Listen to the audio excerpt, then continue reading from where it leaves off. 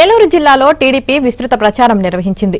ఏలూరు లోక్సభ స్థానం నుంచి కూటమి అభ్యర్థిగా పోటీ చేస్తున్న పుట్ట మహేష్ కుమార్ యాదవ్ ప్రచారం చేశారు. ఏలూరులో టీడీపీ, జనసేన, బీజేపీ ఆధ్వర్యంలో జరిగిన కాపు సామాజిక వర్గ ఆత్మీయ సమ్మేళనంలో ఆయన పాల్గొన్నారు. మహేష్ కుమార్ యాదవ్ జ్యోతి ప్రజ్వలన చేసి సమ్మేళనాన్ని ప్రారంభించారు. ఏలూరు జిల్లాలో సమస్యలను పరిష్కరించడానికి తన వంతు కృషి చేస్తానన్నారు. జగన్పై రాయిదాడి జరగడాన్ని ఓ డ్రామాగా అభివర్ణించారు.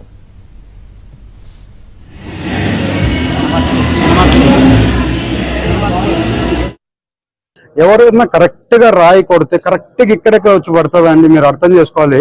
కరెక్ట్ గా ఇక్కడే వచ్చి పడుతుందా? అంత పైన రాయి ఇసిరేసినా కూడా ఆ మనిషికే పై కొడుతుందని ఏమన్నా తెలుసా? ఎవరో ట్రైన్డ్. ఇంకోటి ఏంటండి, ఆ రాయి పోయి కొట్టింది కూడా ఎవరో ఈ క్యాటర్ పిల్లర్ లా ఉంటుంది చూస్తారా, దాన్ని తీసుకొని కొట్టారు అనేది ఒకటి. ఎందుకు ఆ టైంలో లైట్లు ఆఫ్ చేశారు? మీరు మీద గవర్నమెంట్ ఇప్పుడు నడిపిస్తున్నారు కదా, ఎందుకు లైట్లు ఆపారు? అలాగే కరెక్ట్ గా వెళ్ళి ఇక్కడే పడితే దానికి ఎందుకంటే వెళ్ళి స్ట్రక్చర్ మీద పడుకొని ఏదో పెద్ద ఆపరేషన్ జరిగినట్లు దానికి ఒక జస్ట్ స్మాల్ బ్యాండేజ్ చేసుకుంటే, ఇంకోటి అదేదో బస్సులో కూర్చొని ఫోటోలు కూడా కరెక్ట్ గా దాని మీదనే ఫోటోలు తీసి, అదంతా కూడా యాక్టింగే కదండి. ఆ ఫోటోలు తీసేది ఎందుకు?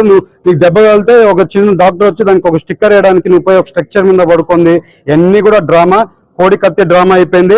అప్పుడు ఆ సింపతి వాళ్ళ చిన్న చంపామని అదొక గొడ్డలి డ్రామా నడిపారు. ఇప్పుడు రాయి సిరేసారని ఇది ఒక డ్రామా స్టార్ట్ చేశారు.